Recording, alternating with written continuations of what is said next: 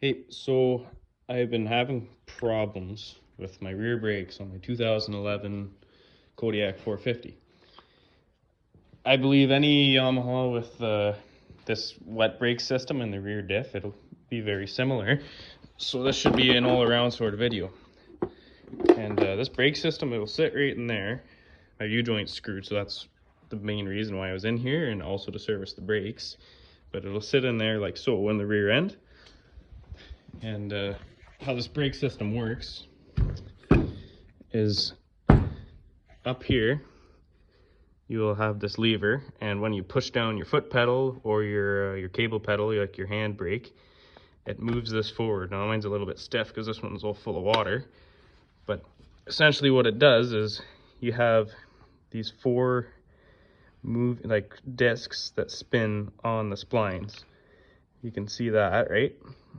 And then there's these four that do not spin on the splines. They're just wider, right? And what happens when you pull your brake lever is it pulls all these together nice and tight, and it brakes for you. So what's supposed to happen is when you brake, pushes this lever completely forward. That's like maybe 3/4 braking power there. And you can see I can still spin this real easy. I'm just gonna take a second here to knock it back to full brake power. Can't do it by hand because it's a little rusty in there, so just giving a few taps with a hammer. And that's what it looks like full brake power. Because you see it's backing up on that guy there. I can still spin this by hand.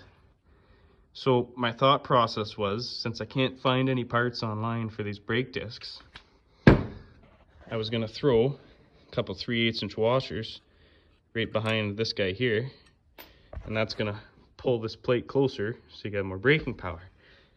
So I'm gonna do that real quick and just zip those guys out and throw one washer in. Zip these guys out, throw a washer in.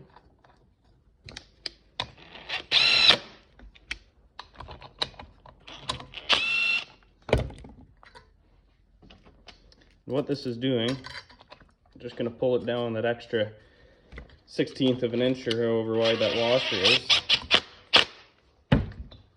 And then you'll be able to tell if you need more washers or if that's too much. So I'm going to go full brake power again, and now I can't spin this by hand. Let's go half brakes right about there. I can still spin that. It's super loose in there, as you can see.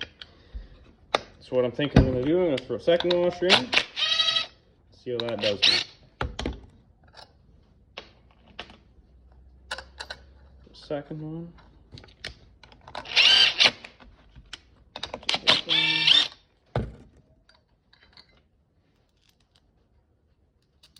Figured I'd make this video because I couldn't find any real videos of how these guys worked. So now that's no brakes right there. About half brakes, and I can still spin it.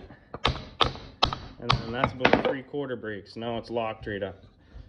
So I think that's what I'm going to do. I'm just going to throw those two washers in. So now I should have full braking power at only 3/4 pedal, which is what I want. I don't want it too tight. I had thrown 3 washers in earlier, and it would lock right up as soon as you touch the brake. So that was way too much for me. But it all depends how much your black pads are worn out there, the ones that spin on the splines. I hope this video helped you, and maybe you can have your brakes back. I know these Yamaha brakes are known for screwing up like this, and that seems to be a quick way to fix your problem. And if you wear out your pads later in the future, maybe just throw a 3rd washer in. It all depends how much life you have left in those, and you can see I have lots of life left still.